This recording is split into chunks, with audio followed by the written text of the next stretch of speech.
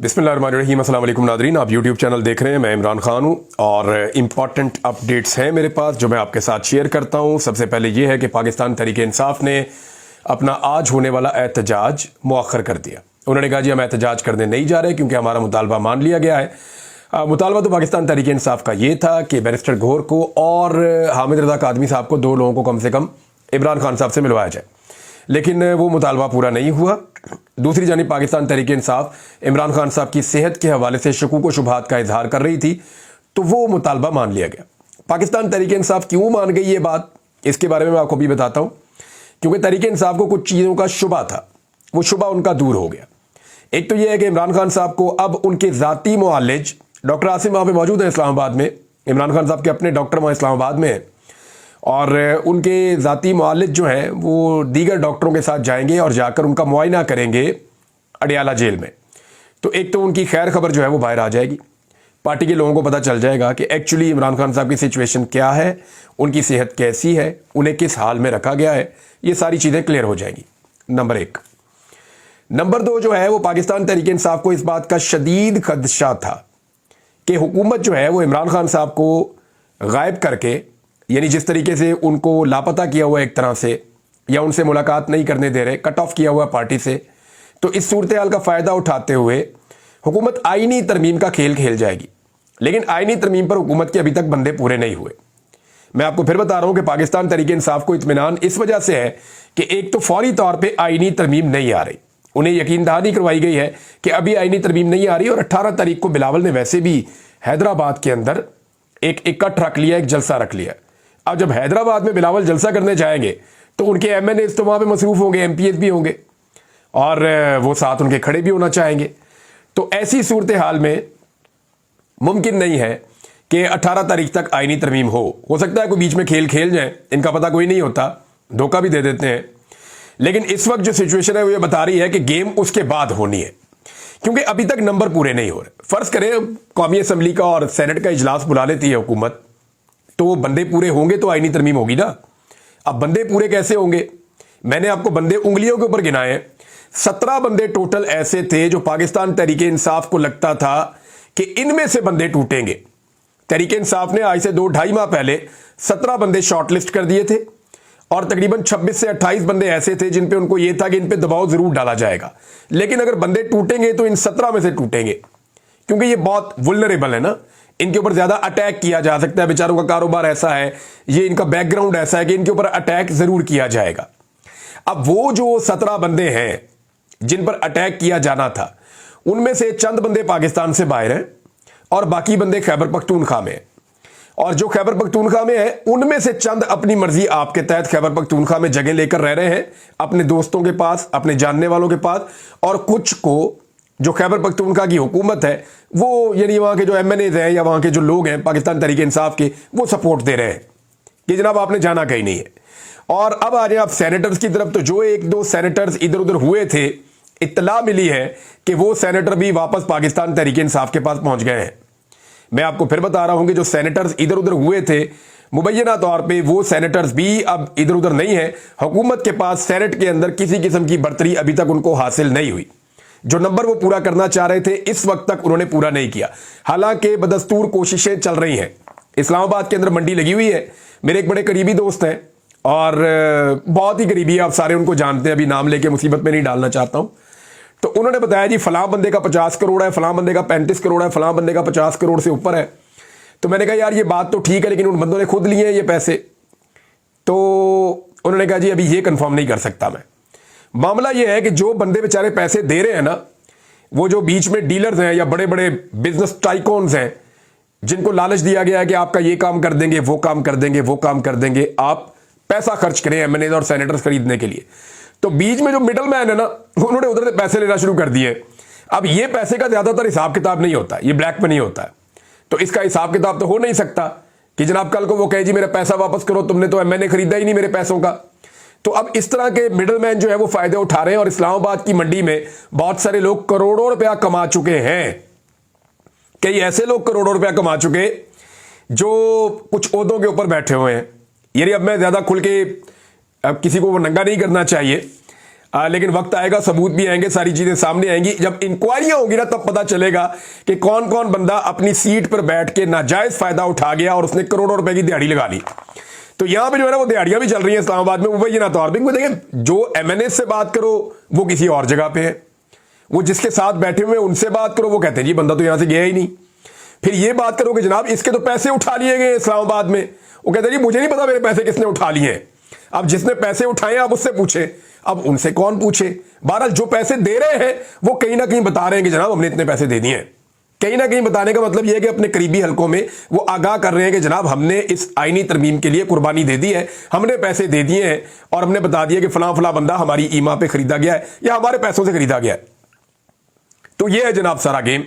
बंदे बिके नहीं, बंदे काबू आए नहीं, ना सेनेटर पूरे हो रहे हैं और ना ही पूरे हो रहे हैं एमएनएस।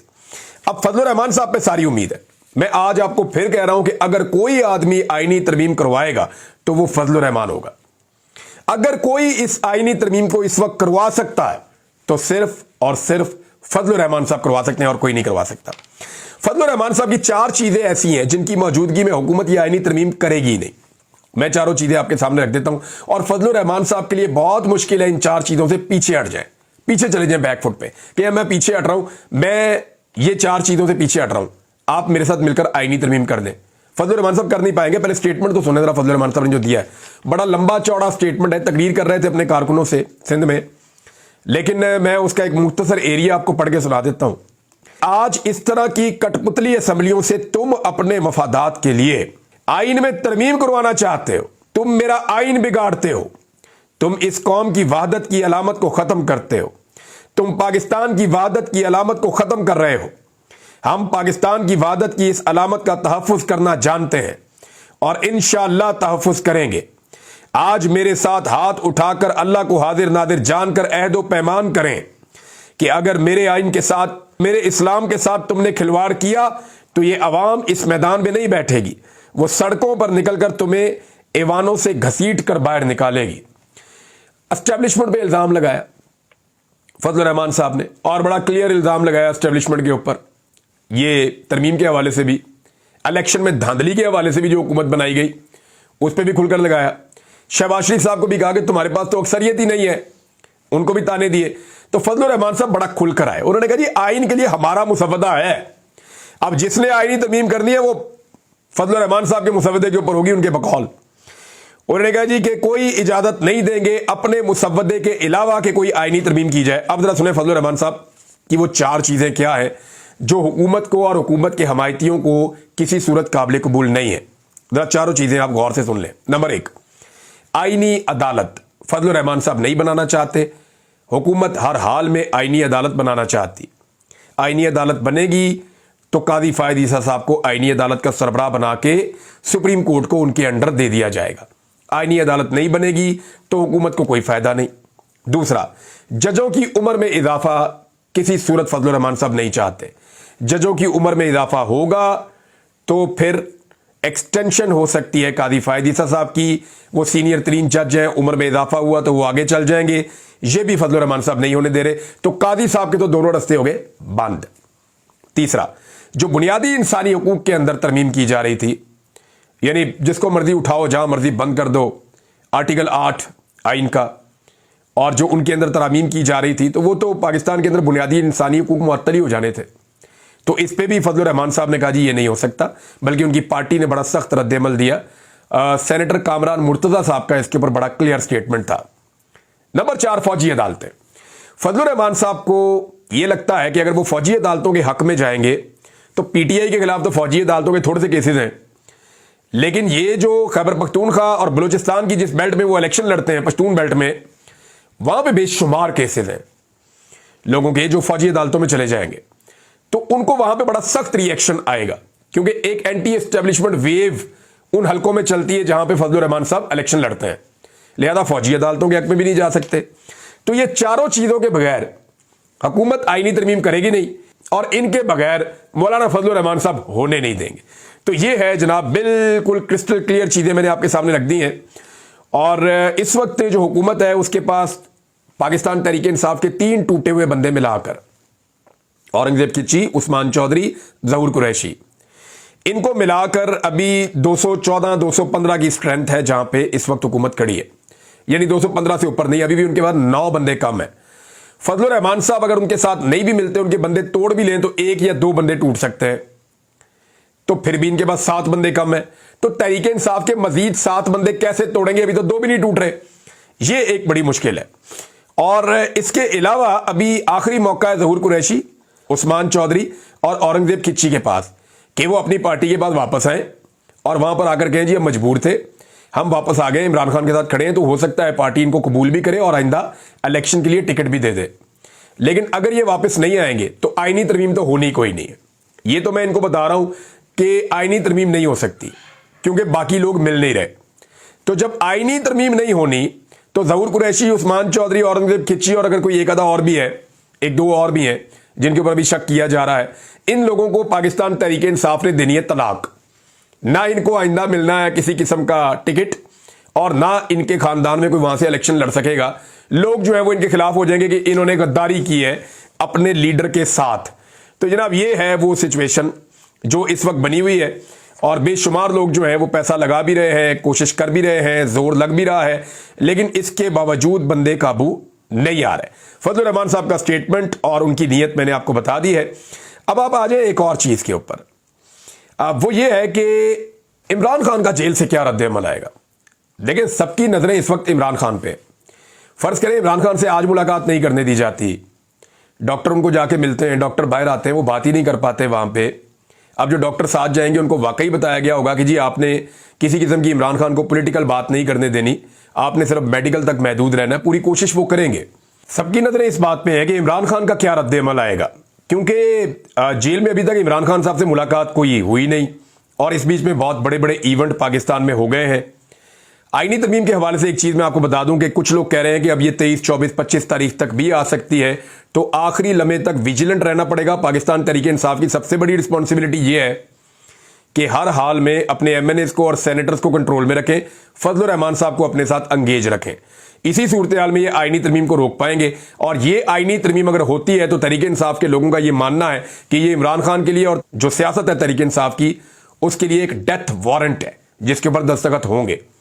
तो ये मामला इधर रख दें। अब इमरान खान साहब का रद्द-ए-अमल क्या आएगा, जो कुछ हुआ, जो कुछ इस्लामाबाद में होता रहा, जो कुछ डी चौक पे हुआ, जो कुछ अली अमीन गंडापुर के साथ हुआ, जो कुछ आकर उन्होंने बताया, इस पे उनका रद्द-ए-अमल क्या होगा, सबकी नजरें इस बात के ऊपर है। इंतजार हुसैन पंजूथा साहब के हवाले से मैंने आपसे कहा था ना कि मैं आपको बताऊंगा, बहुत सारे लोगों ने राब्ता भी किया, तो मैं आपको कुछ चीजें और बता देता हूं।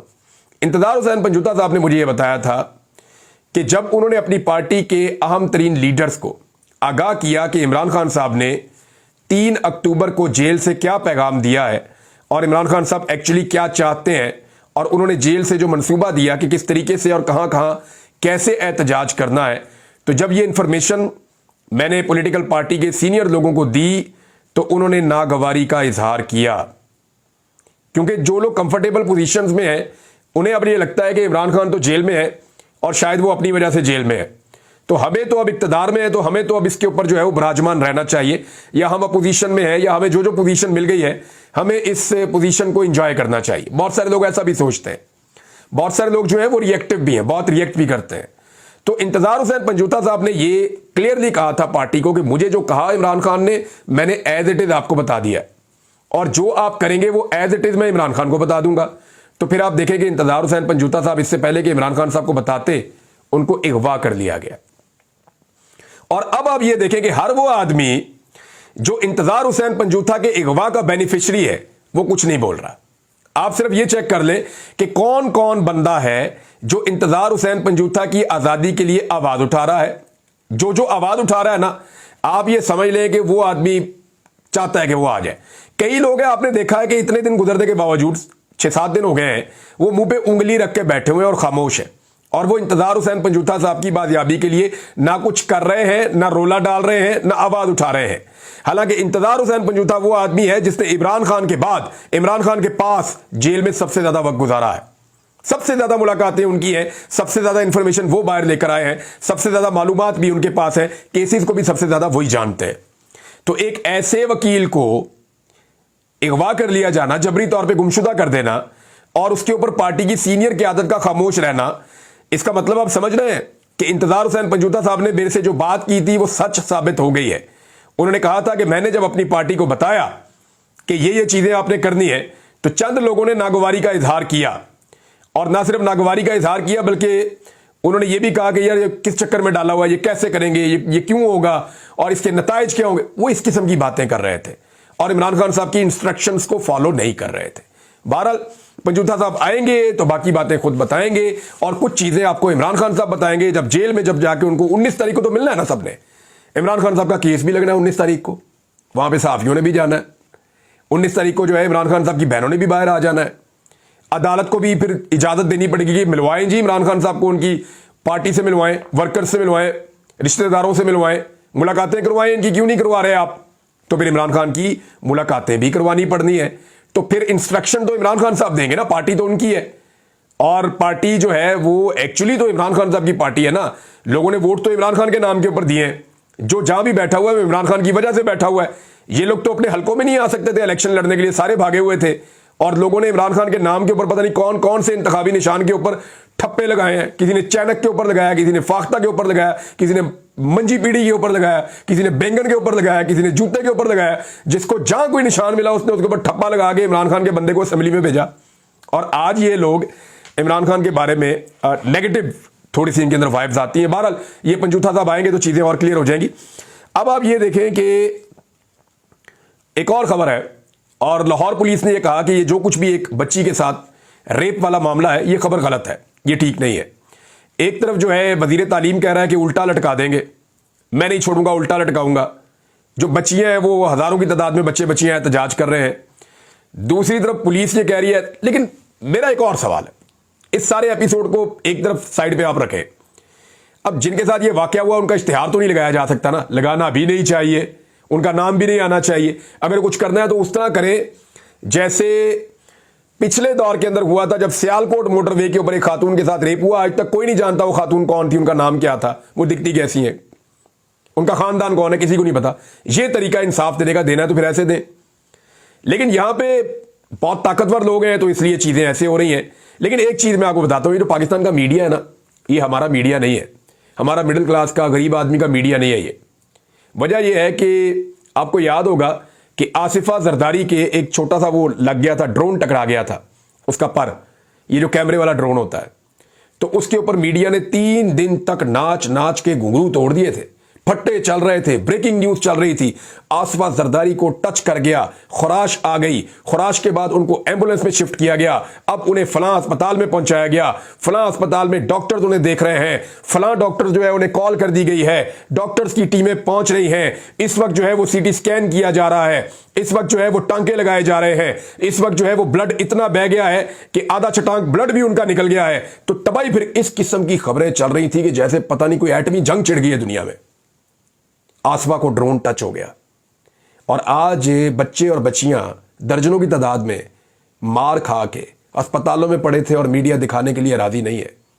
तो ये हमारा मीडिया नहीं है, ये एलीट क्लास का मीडिया है, ये उनके लिए काम करता है। ये मीडिया सिर्फ हमारे घर में आता है इश्तिहार लेने के लिए, पैसा कमाने के लिए, व्यूज कमाने के लिए।